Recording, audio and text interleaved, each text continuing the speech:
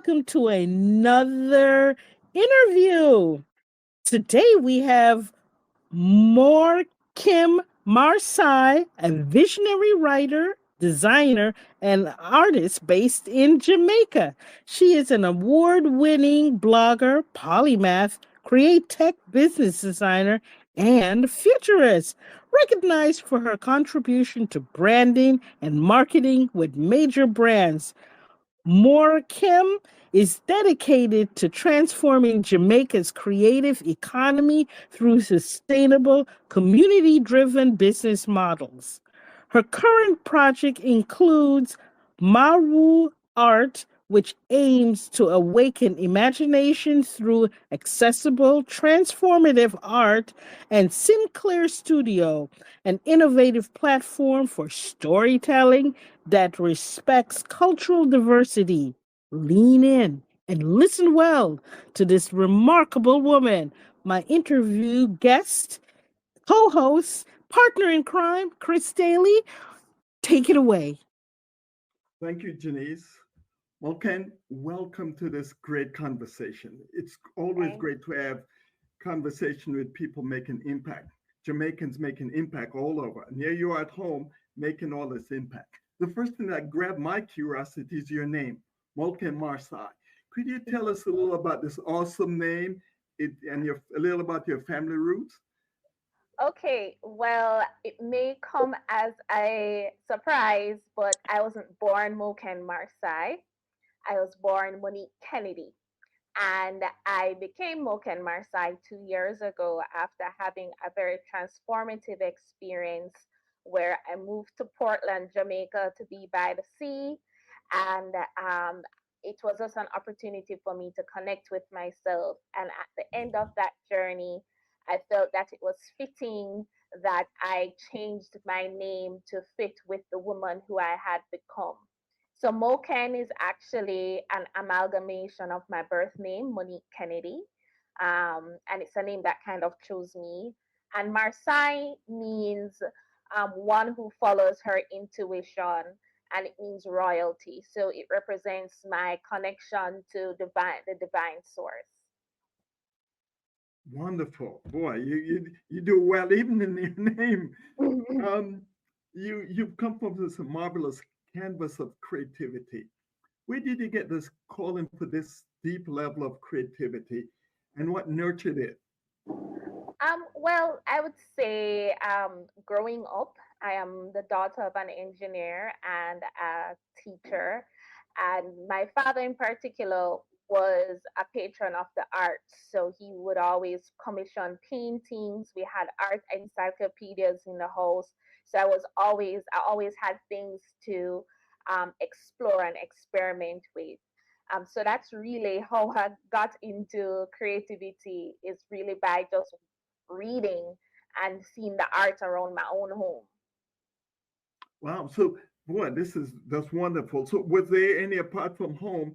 Was there any school or artists outside of home that actually influenced Actually, or shaped your style? no. Okay. Actually, no. For up until I was in 10th grade, I was convinced that I was going to be a doctor. I was really into science as well. And I saw a fashion show on TV, and I saw a designer that really resonated with me. And then I just decided I was going to be a fashion designer. And my parents didn't think that was a viable career choice. So I kind of convinced them that I would apply to art school and study graphic design as my backup, and that's actually how I ended up getting the opportunity to study art overseas. And in the interim, I did do art in sixth form very briefly, and I went part time at Edna Manley. But before then, I did not consider myself an artist or a creative. Boy, that's wonderful. When you have God-given talent like you do, it shows. The Thank school can you. teach you that. But now here we are. We're at the forefront of, we have now entered the AI era. And Hmm. you have actually, a lot of artists are scribbling their boots that they think their art's going to go, but not you. You're Right. really embracing it and taking it in two levels, where you're focusing first on mental health and then also expanding the artistic creation. Talk to us a little about how you arrive at that kind of frame. Well, when I discovered I was still in what I'd call recovery. I had left a job. I was a co-founder of a tech startup. I was head of design and experience, but I was extremely overworked. So when I found I was really just kind of getting back into being online, and I wanted to start writing science fiction and fantasy because that had always been a dream of mine. And I saw an image on Instagram that really captured me. And I did some investigation and found out it was made by AI. And 10, 2 hours later, I had maxed out. I was just generating different ideas of concepts of things that I wanted to see. And it really just opened my mind to the possibilities. Like I could go through 100 different ideas so quickly. And for someone who has a lot of ideas, it was like magic, you know. This is really neat. Help us to understand that. So you get to your keyboard. Walk us through the process you go to actually use the AI tool and then your own human imagination to fuse those two together. Okay, well, when I first started, I didn't consider it art, believe it or not, because I was using it for concept development. And I only started seeing it differently when I started getting messages about how it had impacted people. So the process of creation usually starts with an idea, a thought of, okay, what is it that I want to create? And that could be a feeling, that could be a composition, that could be imagery. And then what I do is craft what they call a prompt. And a prompt is just a description of the image that you want the AI to generate. So think of it as a creative director giving instructions to an artist or commissioning an artist. In this scenario, I'm the creative director and the AI is the artist. So it's a collaboration. Okay, so it's usually you talked about prompt writing, but Hmm. sometimes it may come out with fused fingers and the like. How do you go Right. about refining the process to come out with a gem that you really have to create it? Well, sometimes, especially in the early days, I leaned into the perceived flaws of the AI. I thought of it as a new form of surrealism, like neo surrealism, where it would come up with these different things that you never thought about. And that's also part of the fun of it, that you don't know what's going to come out. But also, especially if I'm doing like a commission piece, I'll go into Photoshop. I will go into different editing software and edit the images. Sometimes I'll have to combine images together. So at that point, it's it can be four, five, six different images that I combine together to make one image. Wow. So people think it's not just a press button and magic happens. I The mean, it creative does. process to be able to do that. But if you want to create something with intention and not just Yeah. something that looks good, then there is quite a bit of work into it, as well as you have to know how to communicate and communicate with a machine, which is different because the machine interprets the language differently than we do. So the way that I would tell an artist that this is what I want is very different than how I would craft a prompt. And having an inherent knowledge of art and design and those fundamentals is also important, not only in the prompt writing, because then you want to start referencing art styles and you want to start referencing art movements and then you want to talk about lighting. If you don't know, then you won't be able to. The more you know is the more you can control the output. Amen. So you're a pioneer here. You're the first person within the Jamaican community that I know is actually pioneering this type of Mm-hmm. fusion of both the human creativity and the machine creativity. How do you think your work is impacting art, the art form in Jamaica, And I know you have a particular emphasis within mental health. Let's deal with Mm-hmm. that first, and then we'll talk about the larger artistic framework. Okay. Well, one of the things that I experienced and learned from being in creative leadership for some time is that artists and creatives, there's a lot of burden on their mental capacity. It's not easy when your living is dependent on you having great ideas. And unfortunately, a lot of work environments are not conducive to supporting the creative environment. And especially now with the boom of social media and content creation, the demand is even greater for artists to be producing at a higher rate that is just not it's not humanly possible. So when I first discovered I saw the opportunity to integrate it, especially in more commercial art world like marketing and advertising, where you have to work on quick turnaround times. There, I've worked in art departments where the artists are, you know, taking stock photos and have to cut them out into scenes because we can't afford to have a storyboard illustrator, which takes a lot of time.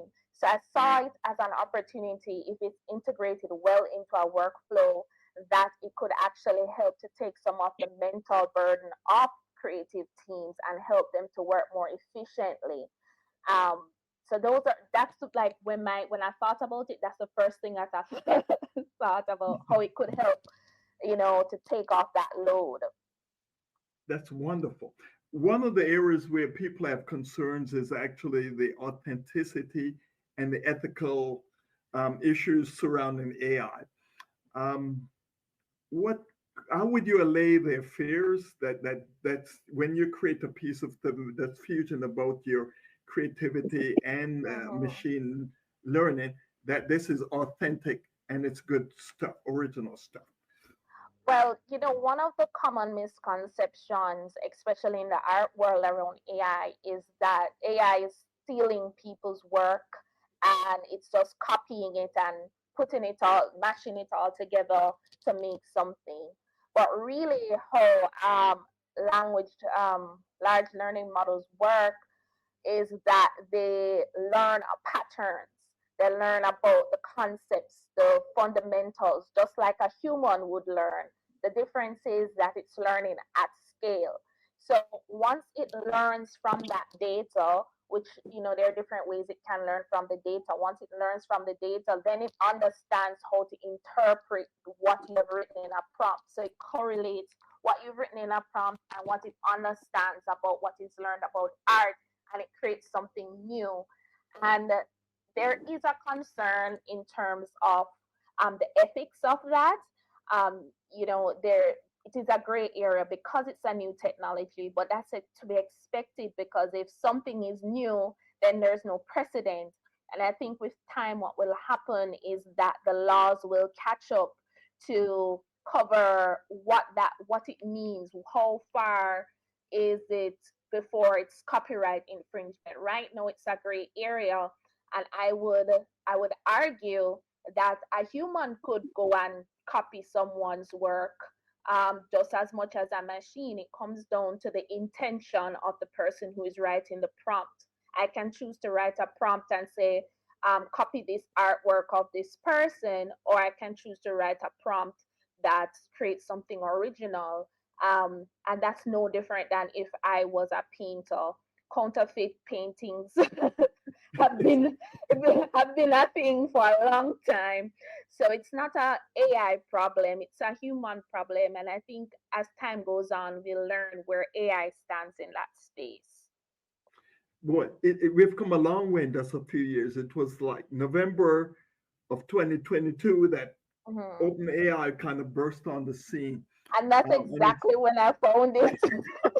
see, you're one of the pioneers. Yeah. So, knowing what with 2 years since, it became mainstream, Mhm. what's your vision look like of the future? What are kind of the trends that you're seeing as some of the things that that you're excited about that AI in the space is going to be able to afford you?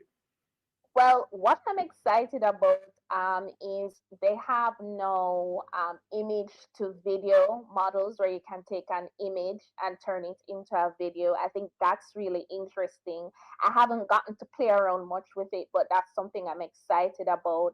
I've seen where young filmmakers have been able to use AI to create short films.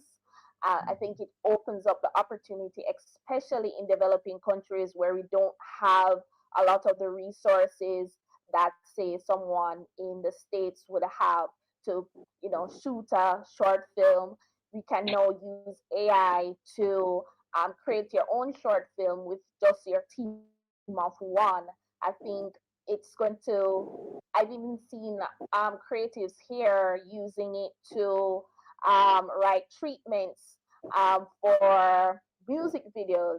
So what I see is that it gives us an opportunity. It almost levels the playing field in a way because now it's about the power of ideas. You can pitch a concept and get funding without having to have a team to put it together, which it costs money. It costs money to be creative, and there are so many people who have ideas and things that they're just sitting on because they can't find the people to collaborate with them. Everybody's trying to just make a living. Who is going to be out here just making art?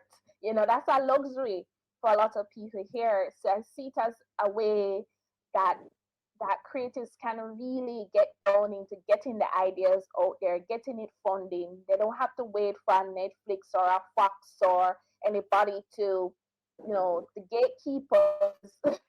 We don't have to wait for them. We can chart our own course. This is wonderful. So, how are you going about monetizing your stuff? Is there a network of people that's starting to value this kind of work within Jamaica that that you makes it very exciting for you? Well, I think, a lot of what goes around even being a new or a forerunner in this field is a lot of customer education around the process and the art. So there are a few things going on now. So in a broader scale, there is a Black AI community of Black artists who use AI. I'm a part of that community, and we share tips, and I look at, I'm inspired a lot by them. um, I do have right now, I have a pop-up gallery in Ragamuffin Cafe, Mhm. which is our local cafe here. And in that setup, I do give some sort of education around the artwork and around the process. One of the things I've noticed is that for persons who, when they see it and they're like, oh, this is AI, and they're kind of like, oh, this is not real art. When I explain the process, it fundamentally changes how they view it. So there isn't as much backlash here. I think more so people are excited about it. They think it's cool. They think it's interesting. I've heard a friend told me that his mother is using it and excited about it. To answer a question about monetizing it, I have an online store now Okay. where I sell a curated collection of pieces. And one of the drawbacks of AI is it could be a drawback, but because you can create so many things, you have to get really good at curating and telling a story around the art because it's very easy to create something that's beautiful but doesn't have any emotional depth. So that's where what I'm doing now is controlling the narrative around the work and presenting it in a way that people understand not only the process of it, but the meaning behind it so they can connect deeper with it. That's great. So the future looks bright, and Mhm. this fuse engine of mind and AI. I'm glad we have leading people like yourself with such a really way of framing it in such a great way. Any closing gems of wisdom you'd like to share with us as we leave here, and how can people get a Hmm. taste of what some of your work? Okay, well, if they want, so my gem of wisdom first. Okay. Um, is anybody watching who has the notion that they're not creative, or they have an idea that they say, oh, maybe I can do that, I would invite you to be curious and explore, use AI as a stepping stone to explore your ideas. Not just AI image generators, but even Chat GPT. I brainstorm with Chat GPT all the time. And it's just a good way to get your ideas out and even get affirmation. But don't be afraid to be creative, and don't be afraid to try new things, and don't be afraid to be the first. And where you can find me, so my work is now available on my website. I have a series of limited edition prints at mawuart.com. If you want to follow me, I'm on Instagram, and I'm also on Threads at Mawu Creates. I share a lot of my process um, online. I'm still kind of getting into back into the social media world. But if you want to connect with me, feel free to connect with any of those social media pages. Um, Send me a hi, Okay. and also I have some freebies on my website. You So if do? you go All on right. there, yes. So you can get not just artwork for your home, but I have desktop wallpapers, mobile wallpapers, um, art that you can download and print, all high quality. And I have a few ones on there that are free. So if you just want to get a little taste, you can also you can also check those out. This is a swamp. Thank you for your generosity. And boy, I know where I'm going to be heading very shortly after this. Thank you so much So, so for Thank to sharing learn some you. time with us. So to learn more about Chris Daly, visit Chris Daly 360. To learn more about Jamaican diaspora, visit JamaicanDiaspora.com. And Morgan, tell us that website again. Mawuart.com. That's MAW art.com. Thank you so much for spending time with us. We'll see you next time. Bye now. Bye.